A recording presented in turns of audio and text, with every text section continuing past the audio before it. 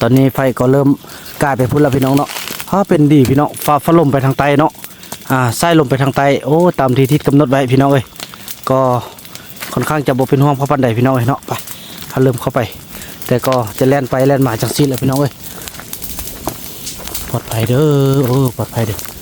พี่น้องเอ้ยมันแต่มันสิบินข้ามนั่นนี่แหละตอนนี้ไฟกำลังลุกมาทุกทิศทุกทางพี่น้องเนาะทางลมก็เริ่มขึ้นมาแล้วพี่น้องเอ้ยเนาะขึ้นมาแล้วทางลมก็ได้พอจุดอ้อมเลยพี่น้องเอ้ยเนาะพอหักซาปลาตอนนี้บอกนำมาอยู่จุดที่อันตรายที่สุดเนาะพอยันมันบินข้ามพี่น้องเอ้ยอยู่รอท่าจังสิ้นแล้วพี่น้องเอ้ยหมดแค่นี้พี่น้องเอ้ยฟ้าเป็นตะบุญพี่น้องอยู่ทางใดกับฟ้าลมพัดเข้าไปหน่ะเนาะอย่าพุ่นกับฟ้าลมพัดมาทางนี้ถ้าพี่กับฟ้าลมเข้าไปทางไหนพุ่นพี่น้องเอ้ยโอ้บ่มีพ่อเฮ้พ่อมันเป็นตะงึดอยู่ทางใดฟ้าลมกับพัดเข้าทางนั้นหมดเนาะกะว่าแน่โอ้เป็นตะบุญนั่นมันกะลมไปทางเตอร์โอ้นี่อยู่พี่กับพัดพุ่นอยู่พุ่นกับพัดพี่โอ้ดีถือว่าตอนนี้เนาะพี่น้องทุกอย่างก็เริ่มโอเคละนี่เคยกับบ่าวคูนเนาะกันนั่งท่านี่ส่วนพ่อบ้านเนี่ยเขากลับแล้วพ่อบ้านกับทางพ่อแอเนาะพอไฟกับโบแห้งแล้วพี่น้องไฟกับเทวิตจากเขตอันตรายโอ้บุร้อนหูเต้นี่นะ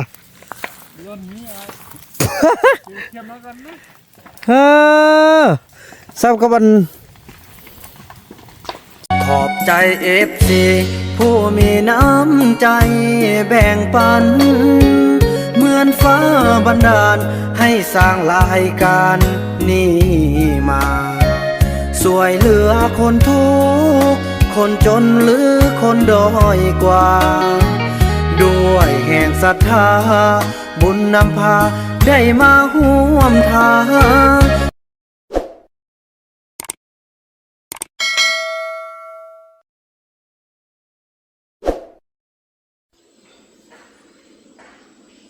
กับสบายดีและสวัสดีพี่น้อง FC ของบอมนำเบิร์ดสู่คู่สู่คนพี่น้องบอกว่าสิอยู่ภายในหรืออยู่ต่างประเทศเนาะก็ยินดีต้อนรับทุกท่านเข้าสู่รายการของบอมนำพี่น้องเอ้ยคลิปนี้ก็เป็นคลิปที่บอมนำจะทั้ง5กระเกี่ยมในการที่ว่าจุดให้เนาะถือว่าเริ่มลงมือจุดให้แล้วพี่น้องเอ้ยต่อจากคลิปที่แล้วพาซาวติ๊กซาวลี่ไปกวดเนาะกวดใบไม้ที่หล่นใส่นะพี่น้องเอ้ยแล้วก็สำเร็จไปแล้ว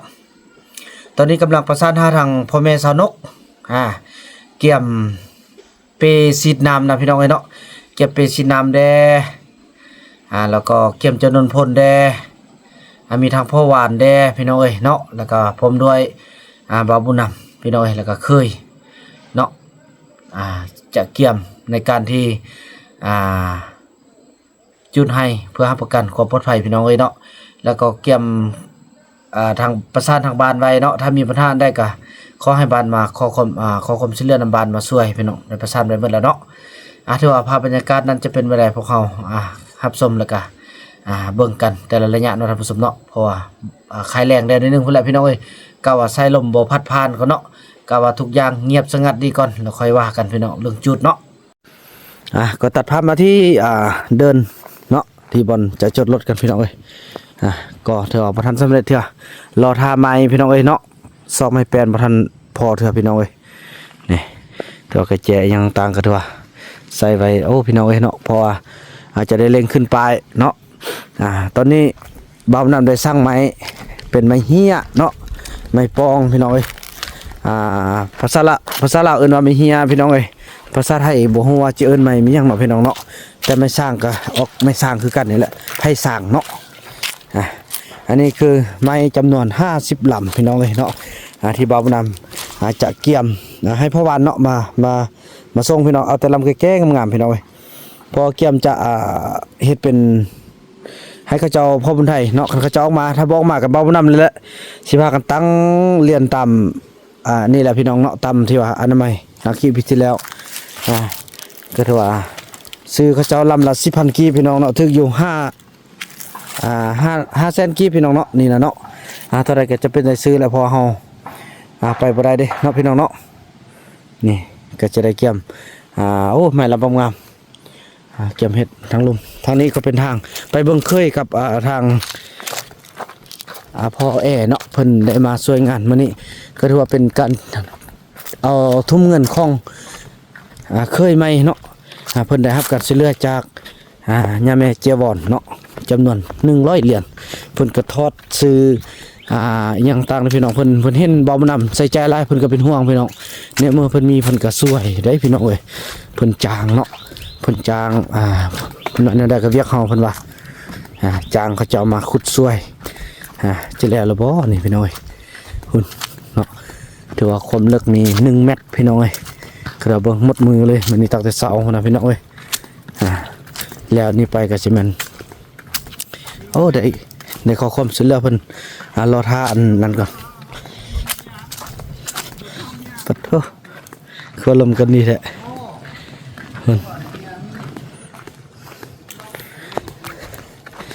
อันนี้เป็นประตูเนาะประตูเข้าประตูเมื่อวานจะเอิ้นประตูโค้งเลยประตูเข้าบ้านแหละพี่น้องเนาะจะได้สำเร็จแล้วว่าคุมนึงน่ะเรียบร้อยแล้วมันบ่แมตไปโอ้ลูกเนอะเอาแต่เม็ดเดียวเลยโอ้นะลูกเนี่ยบ่เสียเพิ่นว่าน่ะเป็นหม้อเด้แม่นว่ะอำลายก้อนอำลายตังหม้อถือว่าไปยืนหม้อย่อบ่ย่อนะย่อคือมันงัดเลยอันตกสกีเราหลังจาก 4-5 มื้อเนาะย่ออะไรไก่อำลายย่อตะจ๊ะย่อตะจ๊ะตกจ๊ะเลยตัวเลยก่อนซอกน้ำดื่มอยู่ตัวอีพ่อเพิ่นเป็นหมอดูพี่น้องเพิ่นเบิ่งแล้วเพิ่นว่าเดี๋ยวนี้หันเด็กลูกน้องนี่ชอบเพิ่นอยู่เพิ่นว่าพ่อว่าบ่เสียว่าซั่นเพิ่นเฮ็ดซะได้เบิ่งเพิ่นเฮ็ดซะได้เพิ่นก็เลยเขามือโอ้แม่นว่ะก็ถือว่าเพิ่นบอกว่าไปยืนกันหลายคนโซลาร์มายุงสมหลายก็ได้ว่าโอ้พี่น้องเพิ่นเป็นหมอดูเด้เพิ่นว่าลูกนี่จะบ่เสียแต่นี่ไปอยู่กันหลายคนแล้วก็ไปอยู่บนซุ้มบนเย็นแล้วก็บนไก่ว่าซั่นโอ้จะมันไปห้วยห้างห้วยนั้นติก็เว้านี่จังแล้วเราเห็นอยู่พุ่นอันบ่ฮอดเม็ดนึงแค่นั้นเนาะยังลูกยังน้อยนึงโอ้เฮ็ดเนาะโอที่ลูกกันนั้นละเซากันคือเราเซากันแต่ว่าทางนี้มันก็อยากต่ำเด้เนาะมันก็บ่รู้ว่าซะได้แต่ว่าทางนี้ครบแล้วเนาะ1เม็ดเนาะเจาะเม็ดไปนึงแทกเอาตัวนี้แทกนี่แทกเนาะลงไหลเลยก็จะได้เฮ็ดเป็นเสาเทปูนใส่พี่น้องมันก้นดินแข้งนะพี่น้องเนาะแม่นนี่แม้แต่ก้อนหินนะตัวนี้ได้แล้วเนาะยังตัวนั้นเนาะเจ้าเอาอะไรเป็นโอทีบ่พ่อก็ยังว่าอีฮอกก็ว่าเท่านั้นเนี่ยโอทีนี่ไล่ตึมเท่าไหร่ฮึตึม50,000บ่ก็ตามใจเนาะดูต้นเคยอันนี้เรามันอาจจะออกเด้อ50,000เด้อน้องโยก200,000ละเอา50,000เป็น2,500,000เนาะนี่แหละพ่อแล้วลูกข้อหลังจากกันนี่แล้วเราไปเฝ้าไฟมันลูกนี่เด้อพอมันจะเอาหลายคนอันจุดประดาเนาะตั้งเป็นโอทีเลยเนาะอันนี้เป็นบ่50,000ของลูกได้พี่น้องเอ้ยโอ้ถือว่าลูกนี่บ่เสียเนาะบ่เสียแน่นอนโอ้ดีแล้วบ่เฮาจุดไฟโดมมื้อนี้สิลามปลาบ่โอ้ยมันก็บ่ลามไกลดอกลูกเอ้ยเฮาแก๊สแล้วดิ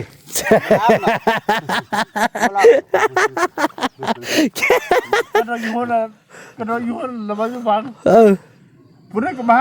ไอ้นี่ผู้ใดก็มาไอ้นี่โอ้แล้วบอกตรงหมดเขาก็มาเต็มแล้วคือว่าเดี๋ยวนี้เด็กน้อยเนี่ยบ่เสียเนาะโอ้แสดงว่าเขาไปไวเลยเนาะโอ้อะไรเขาฮู้จุดเด้บ่อนเขาอยู่เด้ทุงทิ้นเขาอยู่เด้ตะกี้แต่ก่อนเด้โอ้ดีใจโอ้ลูกดีใจซั่นน่ะแล้วเขาสิมาอยู่นำเฮาบ่ฮู้ตอนหน้านี่ฮะคือเว้าคันมีเพื่อนอยู่ทาวอนนี่โอ้ข่อยมาแท้เด้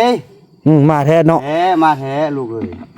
บ่คิดว่าข่อยบ่มานี่มาต้องซื้อโทรทัศน์ซื้อหยังไว้เข้าเนาะมาเขาอยู่ปู่อยู่ป้าเนี่ยเขาสนึกเลยเบื้องหลังหั่นน่ะเป็นซะนี่เอ้า ตัวหน้ามันเป็นเสื้อนี่นี่เขาเคยคึดนั่นแหละ โอ้ดีอ๋อสาธุสาธุ ขนาดว่าลุงว่าเฮ้ติดลูกจะมีน้ำใจให้ โอ้สุดยอด ยังเอา เฮ้ เนาะจะเลี้ยงเบี้ยเนาะ เรียกอะฮะเงินก็ให้ เอาเงินซะเนาะให้เนาะ เบี้ยเป็นของมึนเมา เออดีใจเนาะพอเอ้ยขอเป็นความจริงดังที่ว่าพี่น้องจังซั่นแหละเราพบกันตอนที่เราจะไปจุดอันให้พี่น้องเอ้ยเนาะ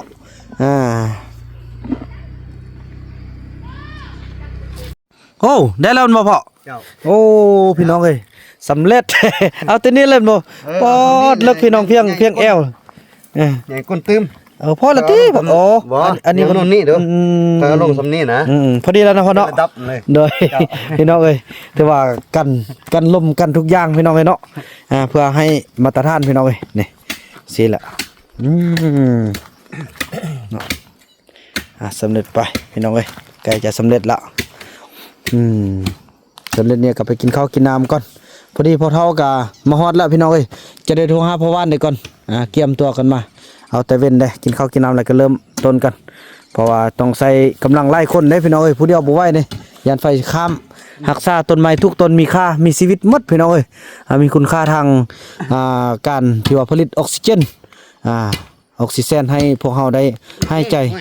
ได้อยู่แบบมีความสุขพี่น้องเนาะจังซั่นแหละพี่น้องเอ้ยรอพบกันตอนต่อไปสำเร็จพี่น้องเอ้ยป๊อดเคยเฮานี่มักคมซื้อคมงามได้พี่น้องเอ้ยบ่นำบอกแล้วบ่มีแดดมื้อนี้นะเพิ่นก็ยังเอามากังได้พี่น้องเอ้ย ก็บ่มีดังที่บ่นำว่าแท้เนาะเพราะมันฟ้าอากาศเพิ่นได้แจ้งว่าจะมีพายุเข้าเลยมอนี่นะพอพวกเฮาก็เตรียมในการที่จะจูดให้กันพี่น้องเอ้ย มีเน็ตมีเน็ตตัวอัปยุนะ เน่ะ แม่น แสดงไอ้มาแล้วมันบังเลยเนาะ แม่น โอ้ มีเน็ต บ่อยู่มีเดินบ่จังซั่นแล้วพี่น้องเนาะสิได้เก็บเก็บเครื่องช่วยกันแล้วก็ไปกินข้าวกินน้ำแล้วก็รอท่าพ่อว่านเนาะตอนนี้พ่อแม่สาวนกมาฮอดบ้านละรอท่าพ่อว่านมาฮอดแล้วก็มันเริ่มจุดให้จุดส่วนกันพี่น้องเนาะเริ่มลงมือกันทางอีพ่อเพิ่นก็จะแม่นขอให้ช่วยกันตึมพี่น้องเอ้ยเนาะจังซั่นแหละพี่น้องเอ้ยพี่น้องเอ้ยเนาะก็ถือว่าโอ้พี่น้องเอ้ยถือว่าไอ้คุณก็มาฮอดละไอ้คุณเห็นบ่ไอ้คุณไอ้เห็นจุดเล็กน้อยบ่แล้วน้องไปฮอดใส่ อดอยู่ ไม่มี กุกอันมาไล่ก็ ปลาไหลหั่นปลาไหลเราก็กลับคืนเห็นห้อยเขาขึ้นบ่ กะหักเห็นห้อยแล้วเขาเย็บขึ้นเนี่ยควัดขึ้นลิ้นไป โอ้เขาควัดอันคุณมันคุณนั่นไปเป็นห้อยเด็กน้อยมันบ่ ห้อยเด็กน้อยอ่ะอ้าย แน่นแล้ววันนี้เนี่ยอีพ่อเพิ่นเนี่ยลี่อีพ่อเพิ่นไปหากินเนาะอยู่พุ่นเราไปเห็นเขาอยู่นำกันหลายคนเขาอีมุกพุ่นเนาะมาแล้วบัดเขาสิมา กินมาไอ้ ก็ถือว่าเป็นการปลอบใจพี่น้องถือว่าซาวลี่กันเพิ่นเป็นห่วงลูกถือว่าบ่ห่วงแล้วบัดนี้เนาะอยู่นำเขาอีมุกละ ที่เราให้ซ้ำมันซ้ำขึ้นเราให้อาลุงนะ พี่น้องประกอบส่วนไปนำแล้วแต่ไอ้คุณเห็นเขาขุดขึ้นแทนบ่ ก้นขึ้นฟันลิ้นขึ้นที่บันอันเดอ้ายที่กินหมักแตงแน่ขึ้น เนี่ยนี่เห็นบ่เขาไปทางนั้นแท้เนาะไปทางห้วยเมียงแท้ เขาไปห้วย ไปทางนู้นแล้วก็ก้นมันเด้มันแล้วก็จูดไฟแล้วก็เผาจี้กินมันอยู่อันบันกิ้วก็ กินมันกิ้วพุ่นแล้วอันนั้นบ่ ไปกายพุ่นแล้ว กลายพุ่นแล้วบัดนี้แล้วเห็นบ่เขานอนบ่ ก็เห็นไอ้นอนอยู่อันปะฮกก็ นี่เขานอนอยู่เขตใด เขานอนอยู่อันบันอ้วมนี่ อันนอนอยู่ห้วยเมียงเขาบ่แม่นติ บ่แม่น คืนที่1แสดงว่าเขาบ่นอนเลยได้เขาย่างกลางคืนเลย แล้วเขาบ่มีไฟเขายังย่างได้ซะหรอ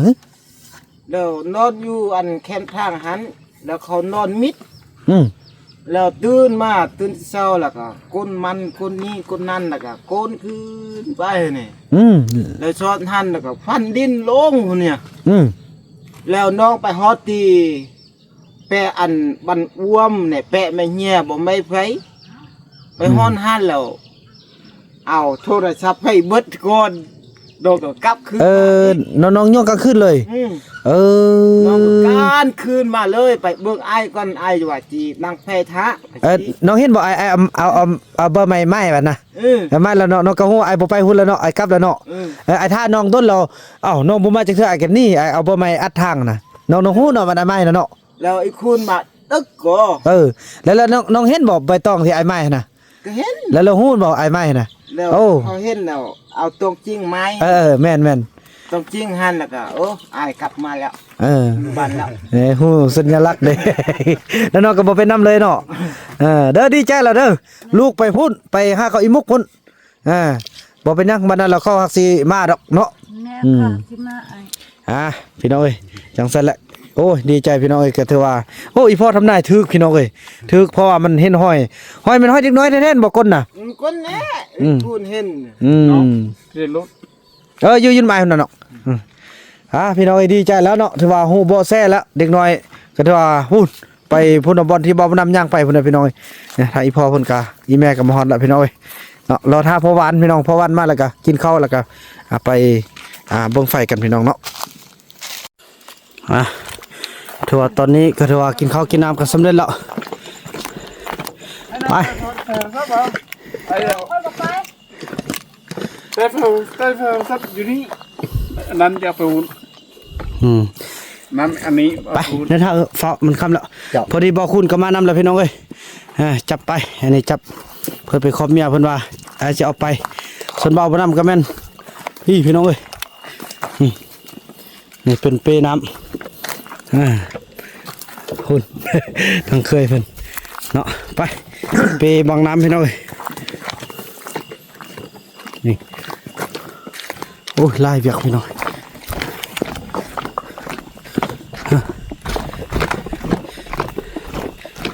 น้ำก็เต็มละ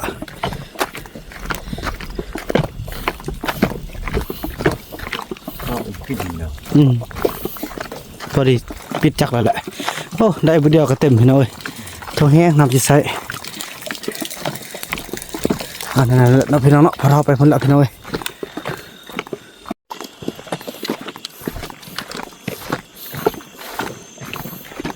อันนี้อะไรช่วงลูกเห็นช่วงลูกเนี่ยนะดีแล้วเนาะมันนี่เอาเริ่มจุดตัวนี้ก่อนเด้อย้ายกันไปพูดเลยเด้อพอเด้อแล้วอันนี้มันจุดที่1นี่เริ่มจุดเลยจุดตะพี่ไปเลย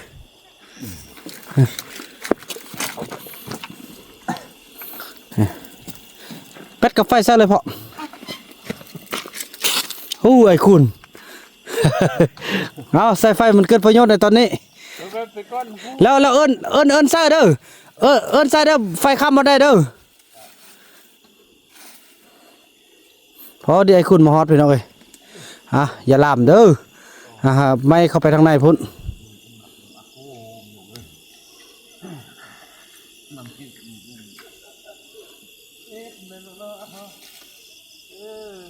ไฟนี่ไอ้นั่นเลยไฟนี่ก็ไอ้จะเฝ้าอยู่นี่เพราะไอ้มีน้ำน้องไปมาไต่คนไต่ไหมมาไต่อยู่นี่เลยไปไต่พุ่นก็ได้เนาะบอกน้ำฟ้านี่ก่อนเนาะ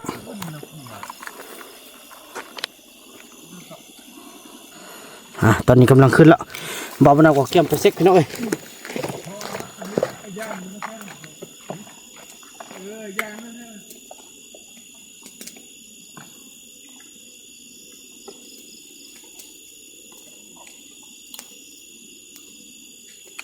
ไอ้บัวนาโฮ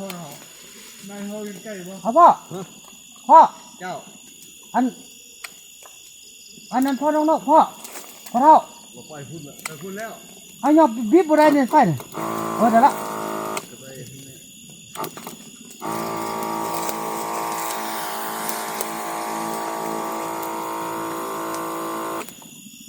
เดี๋ยวละชุดไปเลยได้ชุดเลี้ยนกันไปก็มันใกล้แล้วก็ยับไปพุ่นตึ้มบ่เนี่ยก่อนก็คิดว่ามากแต่อื่นเดี๋ยวโอ้ยงรอบจะ5เถอะ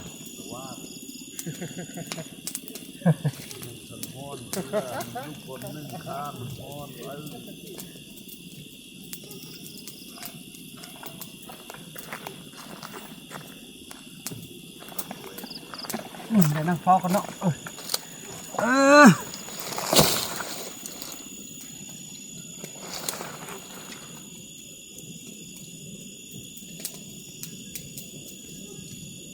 ตอนนั้นก็เริ่มจุดไปแล้ว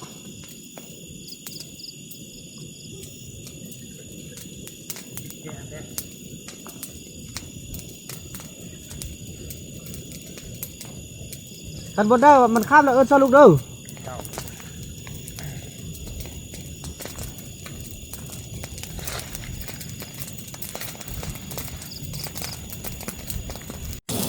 พี่น้อง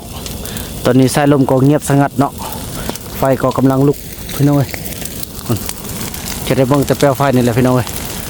ถ้าไฟมันตกมาข้ามก็จะเป็นเขียวดับพี่น้องเอ้ย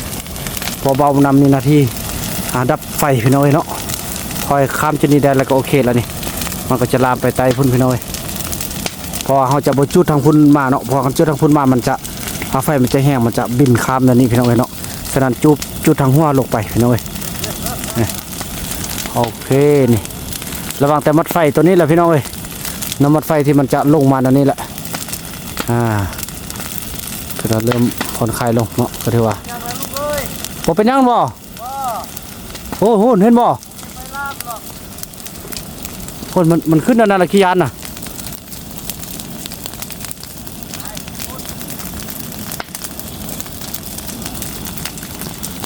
ระวังแต่ตัวมันปิ้วขึ้นเลยพี่น้องเอ้ยเนาะ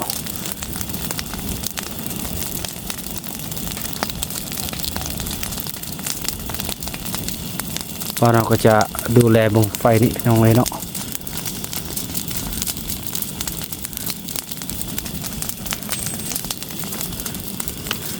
สำคัญมันจุดเข็นนี่แหละพี่น้องเลย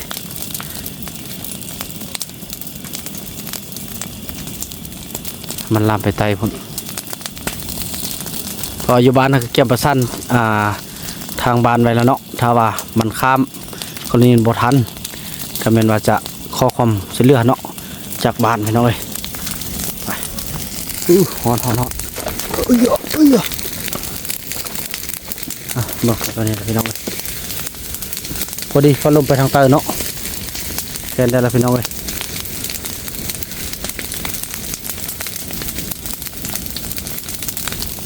โอ้ฟ้าลมไปทางใต้แค่ได้อย่าไปลมไปทางเหนือเด้อพี่น้องเลยฟ้ากัน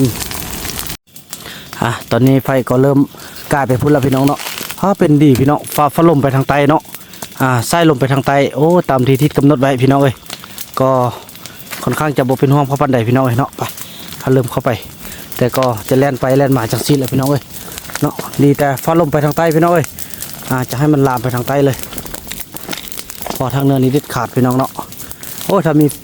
โอ้เป็นบุญพี่น้องนี่เห็นบ่ฟ้าลมไปทางใต้ได้พี่น้องเอ้ยลมโบเดินมาห้าวเนี่ยพอลมก็ไปทางใต้โอ้ยดีใจ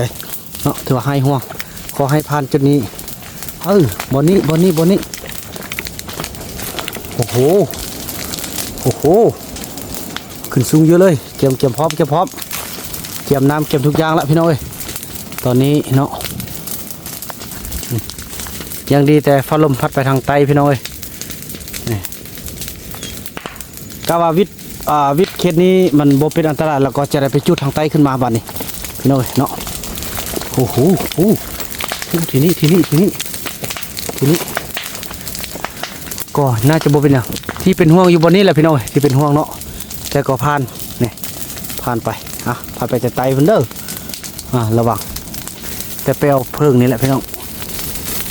เนาะนี่อย่างนี้ล่ะน่าเป็นห่วง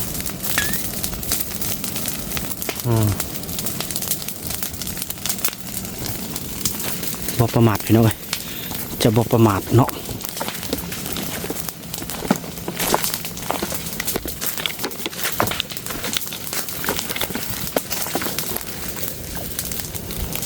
มีหมอกไฟพี่น้องโอ้มีผลกระทบบ่เนาะหมอกไฟนี่ไฟคนโอ้เขตนี้พี่น้องเขตที่เป็นห่วงไฟสูงหลายเนาะไฟสูงลายคุณโอ้ทีนี้แหละโอ้โหเป็นเนี่ยเขาบินไปสูงแท้โอ้ตายพอลมพัดไปทางใต้ให้ได้ พี่น้องเอ้ยโอ้ยขึ้นอีกแล้วเนาะกระจายไปพี่เลยพี่น้อง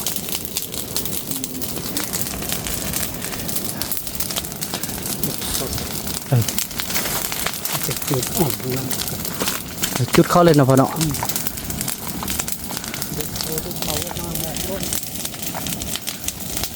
ที่พ่อเพิ่นไปจุดฟังมันมากเนาะ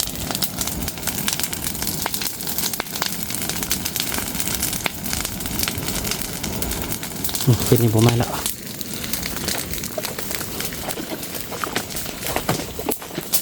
อันนี้ก็หมดแล้ว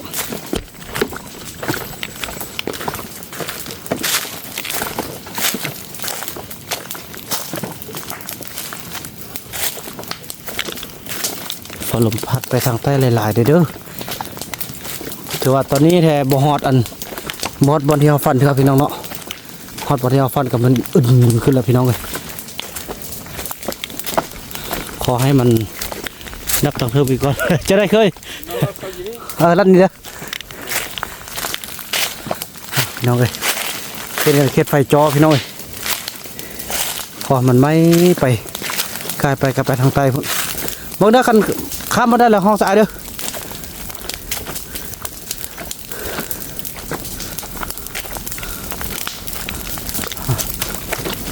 โอ้ยังไปฮอดลุ่มหุ่นอันนั้นโอ้นี่เข้าไปได้เลยพี่น้องพอเพิ่นกำลังจุดเนาะ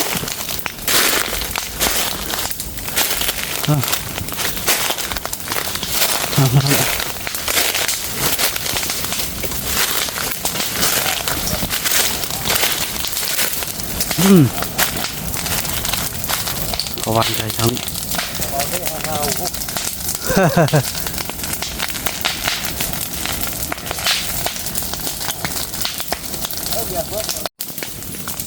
ตอนนี้ไฟกำลังมาฮอตของที่ทางในก็ฮอตแล้วพี่น้องเอ้ยโอ้ดีแต่พอลมพัดไปทางลุ่มเนาะอ๋อทางลุ่มมันปิ้วไปใส่ได้พี่น้องเอ้ยเนาะทางลุ่มปิ้วไปใส่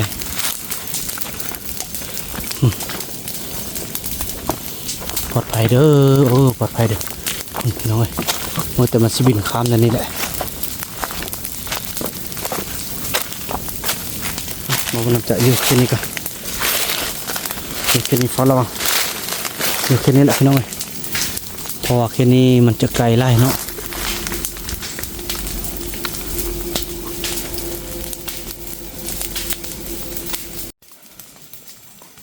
แต่ว่าตอนนี้ทุกอย่างก็เริ่มดับลงแล้วเนาะเขตทางถึงเนาะพอยามมันจะข้ามป่าพี่น้องเอ้ยส่วนทางลุ่มนั้นกับทางพ่อเฒ่าก็เคยกับไปจัดการแล้วเนาะโอเคแล้วพี่น้องสับกับแก๊สไฟแล้วมันนี่เนาะสับกับแก๊สควงเพิ่มอีกตึมเนาะส่วนน่าจะบกข้ามแล้วบ้านนี่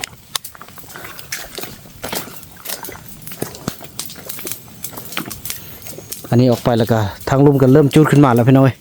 พอเป็นห่วงแต่แบบนี้แหละยานมันไฟข้ามนั่นนี่แหละพี่น้องสมัครขยายวงที่ว่าแล้วป้องกันแล้วไฟที่ว่าเพิ่มนั่นนี่เนาะ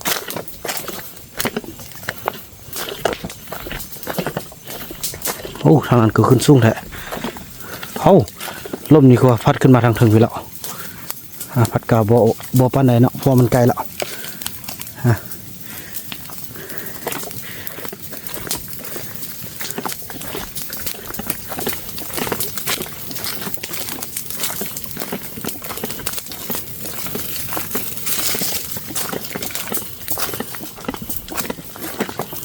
วันนี้แหละพี่น้องนับเป็นห้องอีกตึมจุดหนึ่งพอมันจะสูงพี่น้องทางนั้นกะ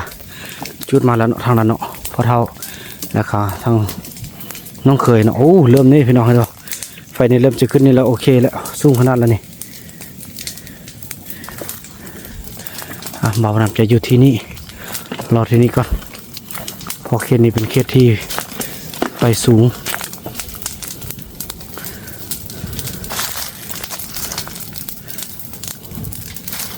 เยี่ยมเลยพี่น้องนี่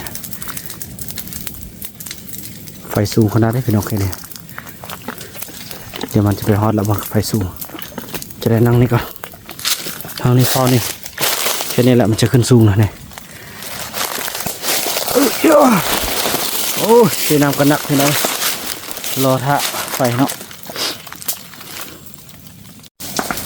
ตอนนี้ไฟกำลังลุกมาทุกทิศทุกทางพี่น้องเนาะทางลุ่มก็เริ่มขึ้นมาแล้วพี่น้องเลยเนาะขึ้นมาแล้วทางลุ่มก็ได้พอจุดออมเลยพี่น้องเลยเนาะพอหักซาปลาตอนนี้บอมนำมาอยู่จุดที่อันตรายที่สุดเนาะพอยันมันบินข้ามพี่น้องเลยอยู่รอท่าจังสิ้นแล้วพี่น้องเลยทางพุ่นก็เริ่มหุ่งขึ้นมาแล้วคนงานเอาพี่น้องเลยเนาะนี่แต่ไฟมาจุดมาอาจจะเป็นเลยพี่น้องเลยเนาะพอเขาได้บุกเบิกเพื่อให้เฮ็ดหน้าเด้พี่น้องเนาะทางพุ่นก็มี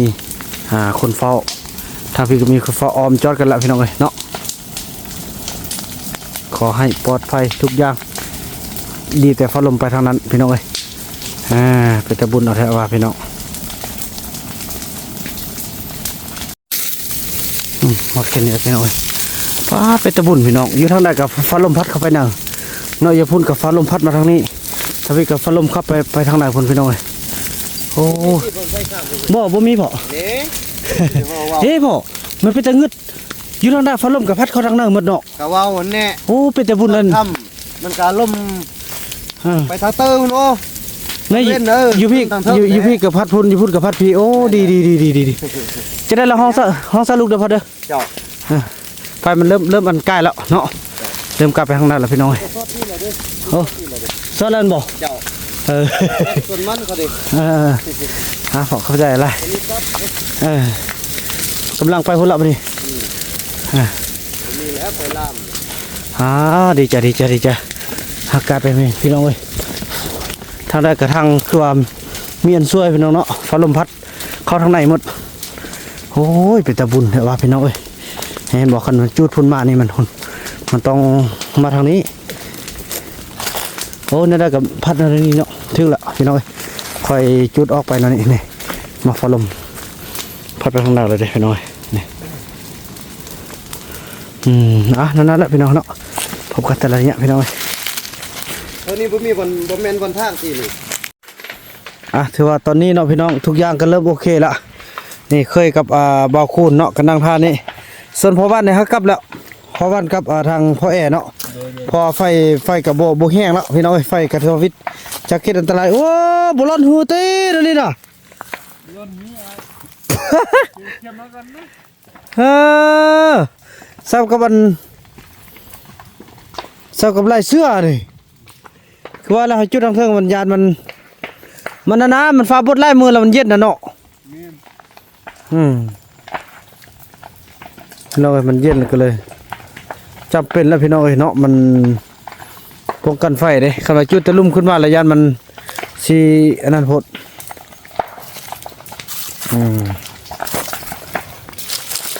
เอาบ่เป็นยังมีเวียกให้เฮ็ดอีกละยีลุ่มบางเทื่อมันก็ไม่บอกขึ้นมาหอเทื่อนะบางเทื่อเนาะค่อยไม้ค่อยไปนี่แหละพี่น้องเอ้ยโอ้เป็นอันนี้เท่าว่า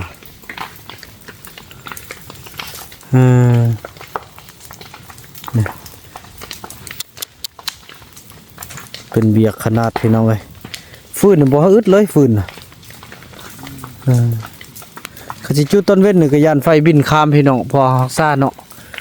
ฮักซ่าปลาจังซั่นแหละพี่น้องเนาะถือว่าพี่น้องเอ้ยเนาะถือว่าทุกอย่างตอนนี้ก็ถือว่าไฟก็สงบไปเนาะอยู่ข้างในก็ไม่ได้พี่น้องลองเบิ่งมือนี่คือสิเป็นคือกับไล่เสื้อนี่แหละพี่น้องเอ้ยบ่เรือทางเคยทางเซาลีนี่สิสนุกเลยคือพี่น้องเอ้ยโอ้คือว่าในคำมันจุดต้นสวยต้นฮอนมันยัดฟ้าลมเนาะเพื่อความประกันบ่เป็นแนวน้องๆเนาะนี่ก็ไฟสิเป็นลำปางเขาจะได้เสียหายเนาะอย่างต่างโอ้ได้ผิดกฎหมายเด้ไปไม้อันดินแดนของเขาเจ้านะส่วนพอเท่ากับเมื่อละทุกคนกับเมื่อละน้อยเขาก็สิได้เกี่ยมเมื่อกันไปนำก่อนนำไปพูดพี่น้องโอ้กินหมกไฟเลยมีแห้งกินหมกไฟจากบาทนึงก่อนพี่น้องลาไปพุ่นละมื้ออื่นเช้าละไปเบิ่งคลิปต่อไปพุ่นละพี่น้องไปกินหมกไฟก่อนพี่น้องโถคือเราปลอดภัยไปละ บ่คันคันเฮาบ่ร่อนเฮือกับพวกข้าวโพดเนาะน้องเนาะใส่ข้าวโพดหั่นขึ้นไว้เด้ข้าวโพดนะเราบอกตัวจริงเพราะมันจำเป็นเด้อุ้ยเหี่ยวเนาะนู่นบอกไม่นู่ นูตี หนูไหว้ก็ไล่ก็หนูไหว้นะก็ดีใจที่ได้น้องเคยมาพูดคำพูดสู้พี่น้องเอ้ยป้าพี่น้องบอกเรื่องประวัติของหนึ่งน้อย3 คนนะเขาเจ้าไปนี่นับแต่อันนั้นเนาะนับแต่ส่วนของเบานุ่นไปฮอดห้วยเมียงบ่มีอันการขึ้นไหวเลยเขาเจ้าทิมทุกอย่างพี่น้องเอ้ยเขาเจ้าจะบ่ปะหยังทุกอย่างให้อันให้อันเฮาให้เฮาเฮ็ดเฮาห้อยนะนี่โอ้หนูไล่เลยโอ้ปุกสลีนี่เท่าแห้งแล้วนี่วันนี้ไปฮอดอันหุ่นอ่ะฮอดไก่ตัดสูงๆไปแล้วขึ้นภูเนาะพี่น้องเอ้ยพุ่นเขาจึงพากันเคลื่อนไหวเนาะอยากกินข้าวที่เขาว่านะบางทีมันไปกลางคืนพี่น้องถ้ามันไปตอนเว้นต่อไปเห็นอันจุพ่อบุญไถไปกลางคืนเลยครับเบิ่งนะบ่มีไฟเลยเด้พี่น้องพากันง่มไปเนาะนั่นเด้หย่อมเขาเลยมีแต่กาแฟอันเดียวนึงนี่ฮอตนี่ล่ะฮอตเปน้ำละไปมึงกินมักไฟมันก่อนพี่น้องเอ้ยแซ่บกว่าน้องคิดไหมเอาอันนั้นมาเกลือเป็นนัวมาคร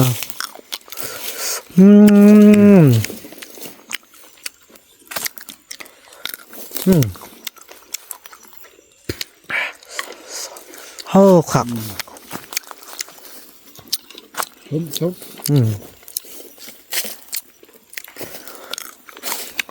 ไอเป็ดหรอกหนักเลยเถอะอันนี้นะพี่น้องสำหรับคลิปนี้บ่าวนำจะขออนุญาตจบคลิปกันสำนี้ก่อนมืดไปเบิ่งมันสิไหมแบบเดิมพี่น้องเนาะลุ้นกันพี่น้องไงแต่ว่าหัวปลอดภัย 100% เนาะคลิปนี้บ่าวนำขออนุญาตกล่าวคำว่าสบายดี